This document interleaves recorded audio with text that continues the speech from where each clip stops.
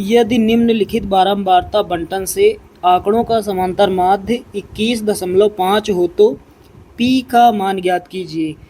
तो इस तरह से हमें एक सारणी दी गई है। यहाँ पर x लिखा है और यहाँ पर लिखा है 5, 15, 25, 35 और 45। यहाँ पर f दिया गया है, f जिसे बारंबारता हम लोग कहते हैं। बारंबारताओं का मान दिया गया है 6, 4, 3, 2 और यहाँ पर p दिया गया है। यहाँ पर भी कोई ना कोई गिनती वाली संख्या होगी। यहाँ पर हमें बताना है p के जगह पर कौन सी संख्या होगी। तो चलिए हल करते हैं, बहुत ही आसान सवाल है। तो साथियों, यहाँ पर समांतर माध्य की बात हो रही है। तो समांतर माध्य में एक खाना आपको अलग से इस तरह से बना लेना होता है। हमने एक सारणी यहाँ पर पहले से बना ली। अब यहाँ पर हमें करना क्या होता है, यहाँ पर हमें करना है f इंटू एक्स।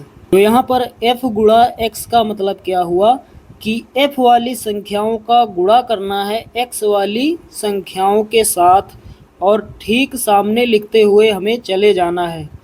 चलिए यहाँ समझ लेते हैं। f का मान 6 है और x का मान 5 है।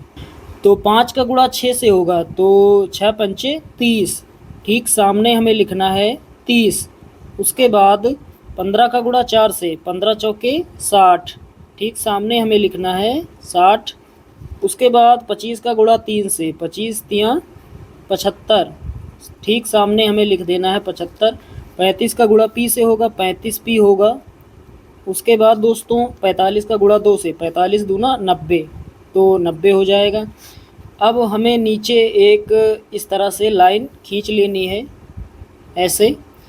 अब यहाँ पर हमें करना क्या है, यहाँ पर ये जो दूसरा खाना है f वाला, जहाँ पर f लिखा है बारंबारता वाला खाना, इन सभी संख्याओं को हमें जोड़ना होता है। तो जोड़ने के लिए सिग्मा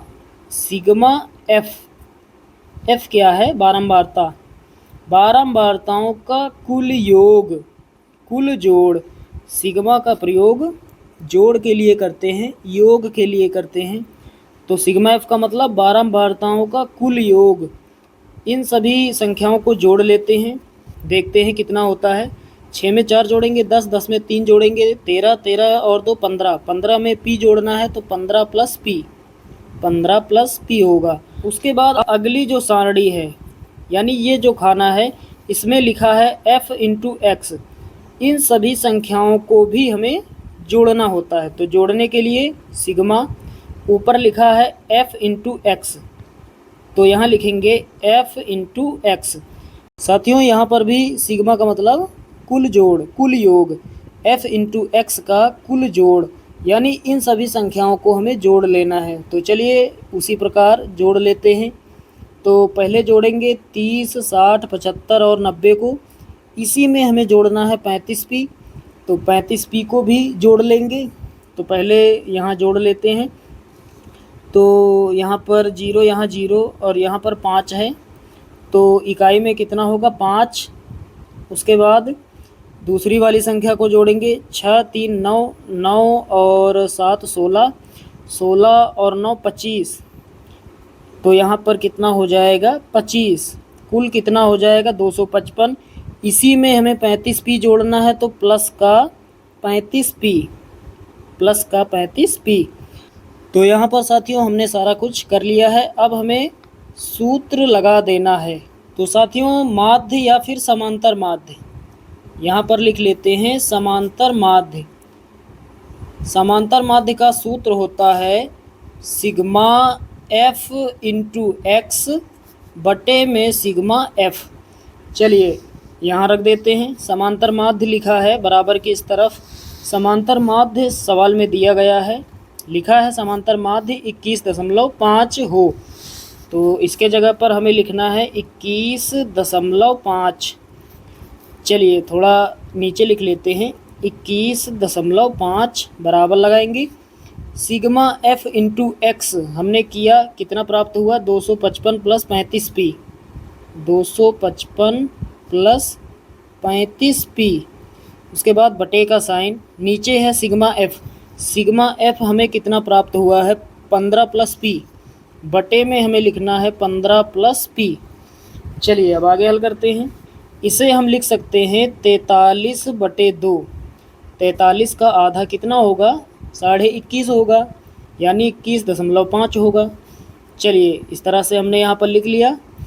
अब आगे हल करते हैं। बराबर में कितना है?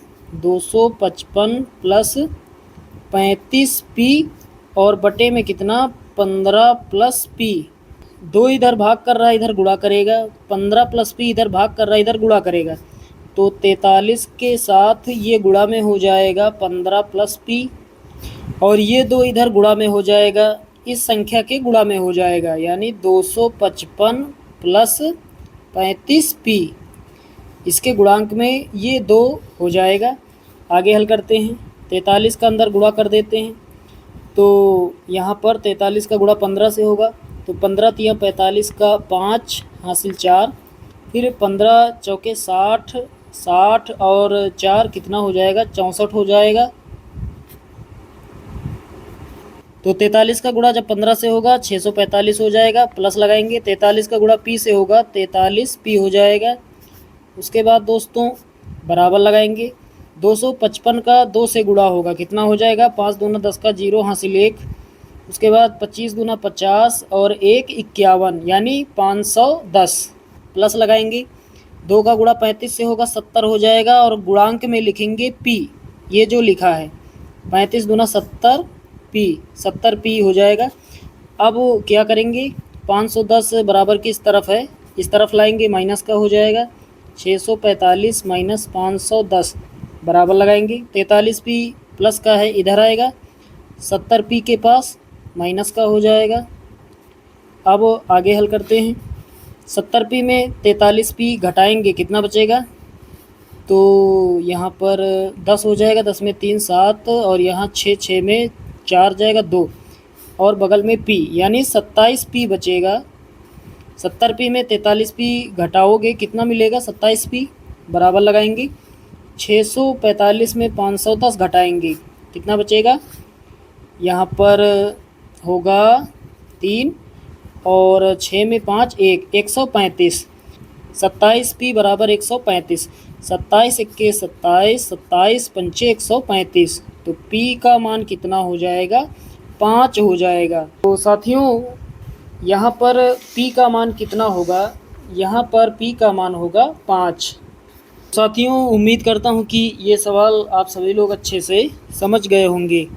चलिए दोस्तों, मिलते हैं अगले वीडियो में। तब तक के लिए जय हिंद।